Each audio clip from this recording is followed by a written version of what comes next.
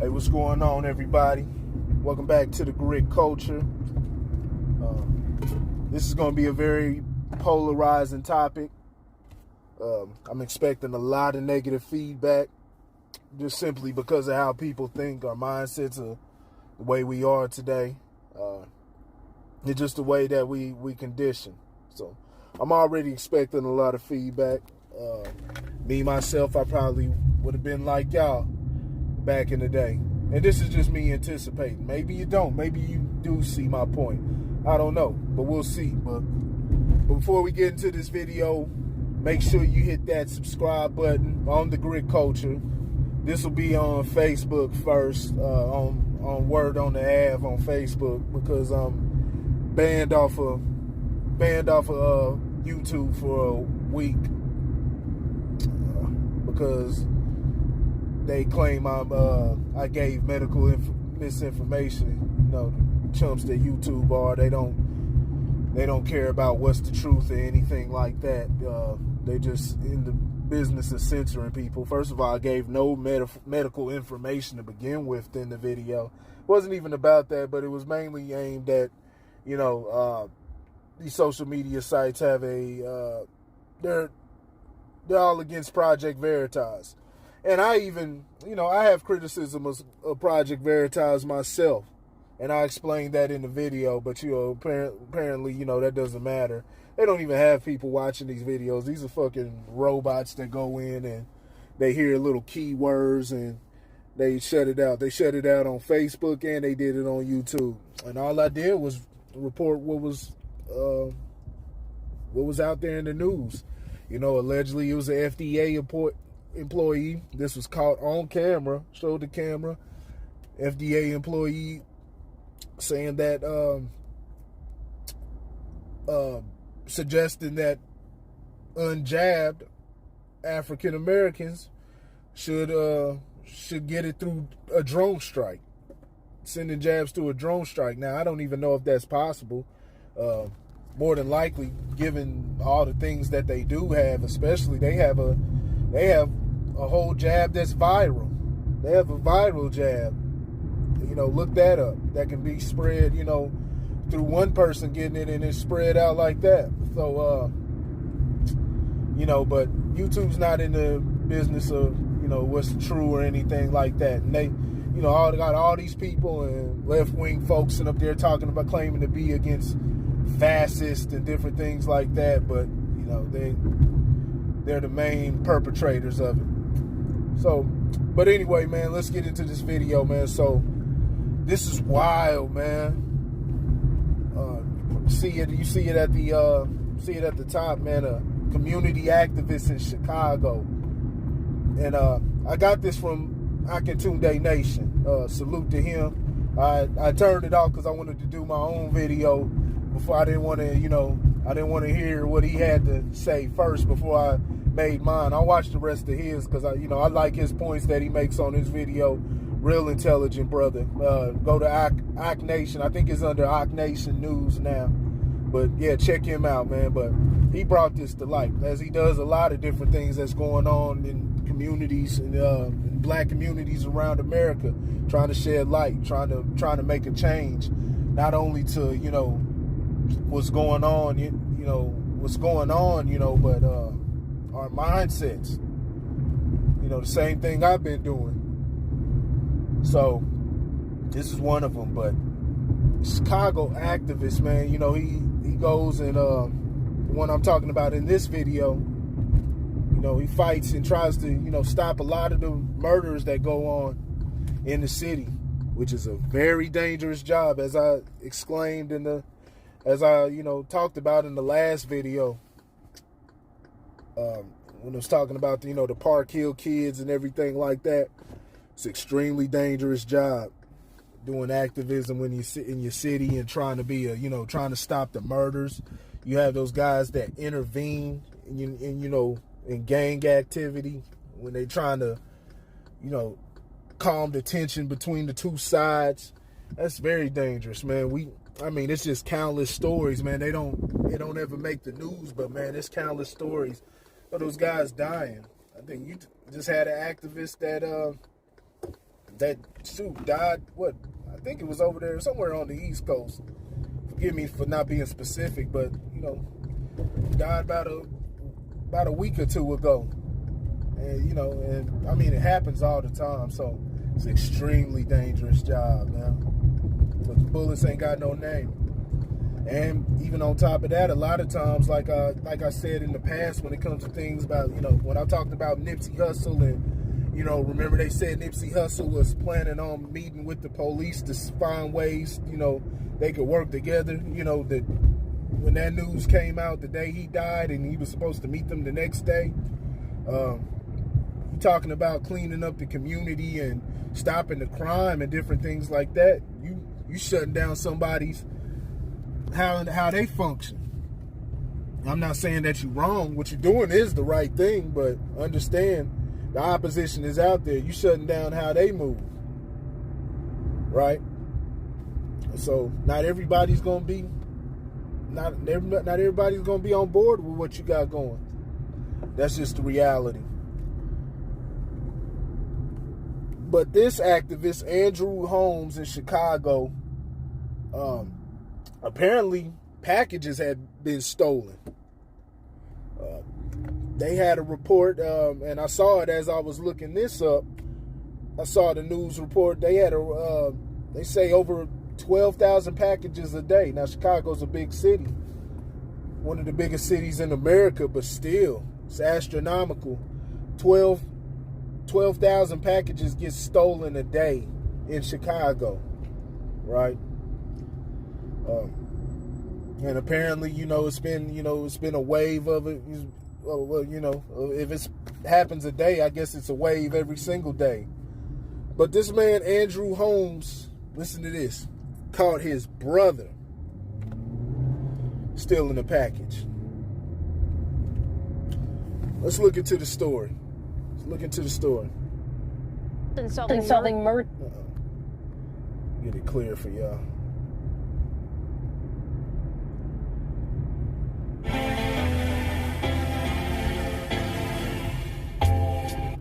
Okay, get it right for y'all. And cold cases.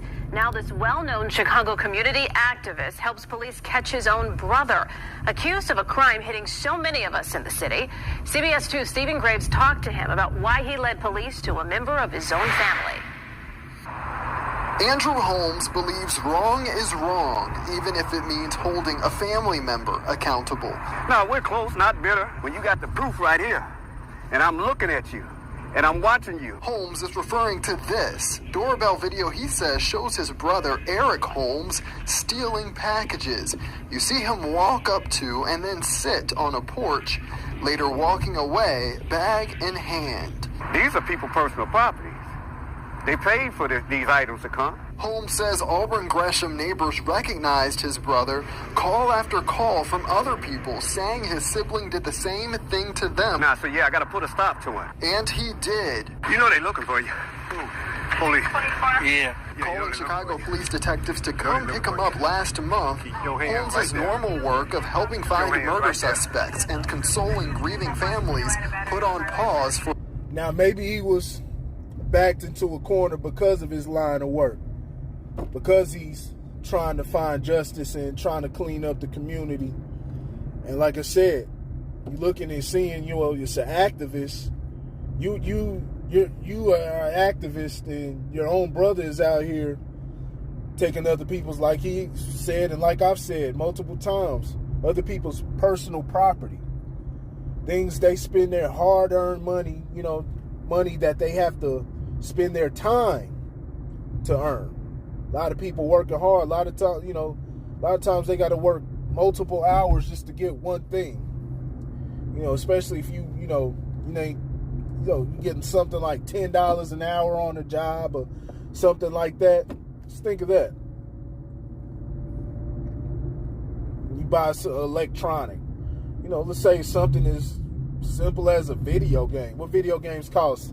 $60 to $70. That's 7 hours of your time. If you're making 10 hours, say $12, 14 hours. That's time. That's time. What, $14 an hour? What? It's 5 hours of your time trying to make that money, or to get what you want, and to have somebody take what you work for. It's what property's all about. It's a violation of, it's against somebody's will. You're taking somebody's livelihood, man. It's one of the worst things you could do. Robbing people, different things like that. But we feel obligated at times because we're in a bad position. So we'll take from the next man. It's not right. But it's not right at all. His own family business. Just because you're my brother don't make you right. That you have to commit a crime and you have to get away. This is far from the first time Eric has had trouble with the law. Accused in July of stealing packages from a USPS mail truck, smashing the side window with a rock. Police say they caught him with a duffel bag full of the stolen items ranging from shirts and jeans to coasters. Holmes says his brother struggles with substance abuse. This was in an effort to save him, he says, from more run-ins with the law or even getting killed. Who's the best person to find a relative is a relative. You know how to find him, you know how to get him, put a stop to him. Holmes says he hopes by speaking up, this will motivate. Those are all scenarios, too. You get you killed messing with somebody's stuff, especially they seeing them on these cameras. Everybody's got doorbell cameras now. So they see who's committing these crimes. And, yeah, you talking about his own brother. Yeah, those are different scenarios, too. But the most basic thing is it's just people's property. It's people's property. It's against their own, own God-given rights, the rights of their own personal property. We don't like when the government does it. We don't like, somebody forcing themselves on another person, sexually, anything like that. Because it's a violation of the person. Well, stealing, robbing a person, it's in the same vein. It's in the same vein as that. It completely violates a person, man. It leaves a person vulnerable. Different things like that. So, and shit, don't get me wrong, shit, I used to do, I've had to repent. Because I used to engage into that lifestyle. Shit, hell, I was I did stick-ups. So it's absolutely horrible, man. I got to repent, and I don't condone anybody even talking like that to me, talking about taking somebody else's property or taking somebody's hard-earned money or anything like that. I deal with things that are moral and that are evident, things that'll impact other people, things that'll deter another person's progress. Those are the things that can't be tolerated at all. Now, if a person's sitting up there and they making a mutual transaction, you talking about something like a drug deal and things like that, hey, that's between two people. That ain't got nothing to do with me. And shit, if that's what you want to do, hey, I'm not, do what you got to do. It's between two grown people. But yeah, stealing, I'll never condone that. Now, to say that I'll call the police on my own brother, I can't say that I would do that. I can't say that I would do that. And for me not doing that, if a person were to say that I'm wrong or even fucked up for saying that within this moment, I can't fault them. I can't get mad at the person for saying that, I can't say that I would call the police on my brother, but I'm not gonna knock this man who did it. I actually think it's a extremely courageous thing to do, and it's something, it's something that's gonna bring change. If we all had a mindset like that when it comes to doing things that are wrong, when you talk about, things in the family, when you talk about rape that happens in the family, I don't want to say the word, but I gotta be vivid. I get tired of censoring everything because of YouTube's little guidelines, but things like that, pedophilia that happens in the family, and the family tries to sweep it under the rug. You know what I'm saying? That's wrong. That's wrong. And then all that happens is somebody else, more people continue to get hurt. It's about as low as you can go. Murders that don't get solved. Somebody, got a murder on, unless they were defending themselves or something like that, but murdering somebody in cold blood, especially when you were out of pocket and it's something that could have been avoided, but it's something that you initiated or didn't have to do, and you take somebody else's family member, son, daughter, father, mother, auntie, uncle, you take that from a family and ruin them for life, because all this stuff has a trickle-down effect. And then you keep quiet.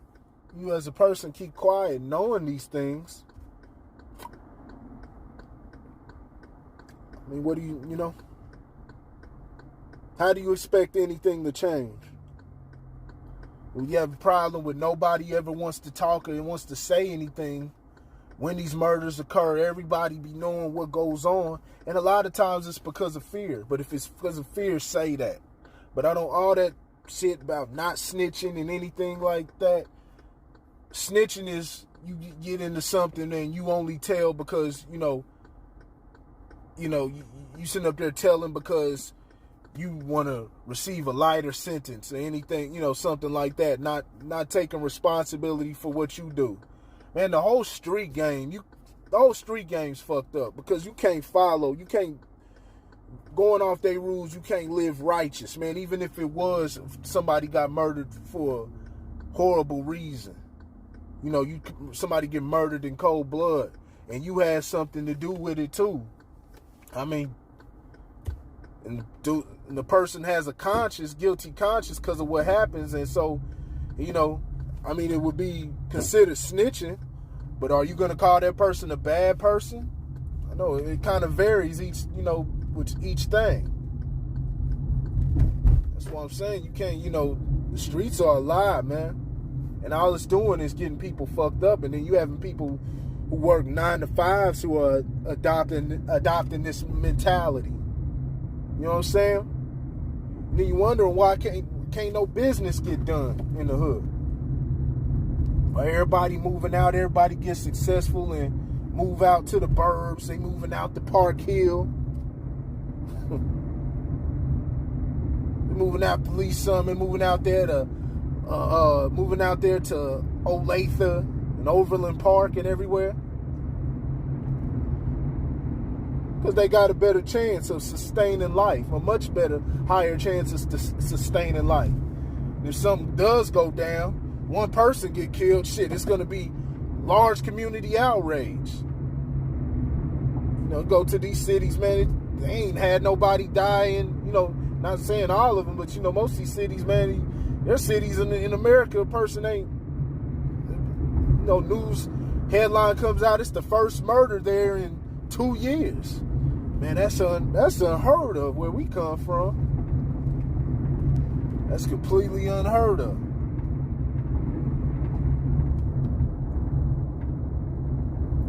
But, a lot of people, man, they don't look at stuff like that. Most people are just selfish. And, America's bred this type of mindset, but still, like we say, a lot of people go through, there's all type of stuff, all type of reasons why people do what they do. R. Kelly had a bad life. He was traumatized, but he still doesn't excuse what he did to other children. Right? Still don't excuse that. They still have to accept their punishment. Do rehabilitation, and hopefully, we can start encouraging people to, seek help so we can be on top of these things before, the bad things ever even occur, being proactive. But, we don't like to be proactive at times. We're very reactive. We're very reactive. We sit up there and let things linger, and then when some shit goes down, now we're all out hooting, hollering, and crying and shit, right? How you gonna bring business to you? Be able to sustain for yourself. And there's people who doing the damn thing in the city, but there could be a lot more.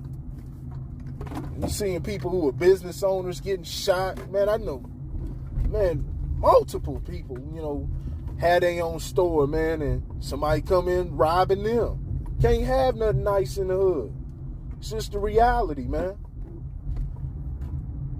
Or they get into some scuffle at the club or whatnot, end up getting killed, like our brother a couple months ago. So are you gonna fault the brother? When it starts with the small things like this. Most people sit up there, they say, man, if people say, I'm crazy for thinking like this, but if I find $1,000 laying on the ground, first of all, I don't even know how that got there. It could be a setup. But if I find it, I know that somebody, more than likely, somebody lost it. I know I didn't earn it. I don't have I have $1,000. I probably should have said $10,000.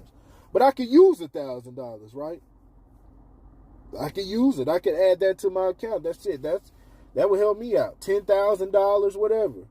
If it was $1 million, it don't matter how much money I see. And it sounds easier said than done, especially when you're in a dire situation or anything like that. But that's on my soul, especially because of what I believe. And I believe in a higher power.